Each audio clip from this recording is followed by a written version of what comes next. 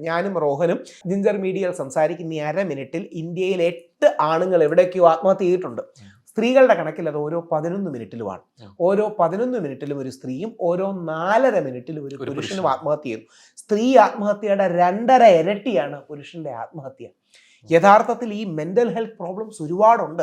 പുരുഷൻ കൂടുതൽ ആത്മഹത്യ ചെയ്യുന്ന റീസൺ ഫാമിലി പ്രോബ്ലംസ്, സാമ്പത്തികമായ പ്രശ്നങ്ങൾ, ജോലി നേടുന്ന പ്രശ്നങ്ങൾ, വ്യാജ പരാതികൾ.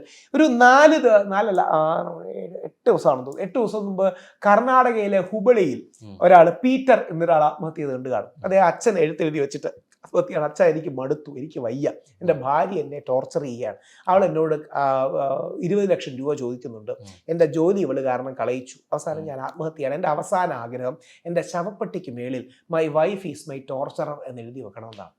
വലിയ രീതി വാർത്തയുണ്ടായിരുന്നു. ഫിലിപ്പ് എന്നാണ് ഇതിൻ്റെ പേരെന്നാണ്, കർണാടകയിലെ ഹുബളിയിൽ. ജസ്റ്റ് സെർച്ച് ചെയ്താൽ ഇത്തരം കാര്യങ്ങൾ പലപ്പോഴും ചർച്ചാ വിഷയങ്ങളായിട്ട് അത് മാറാറില്ല അല്ലെ? ഈ ആത്മഹത്യകളാണെങ്കിൽ കണക്കുകൾ പോലും ആണിന് എന്ത് പറ്റിയാലും ഇവിടെ അഡ്രസ് ചെയ്യാനൊരു മെക്കാനിസം ഇല്ല.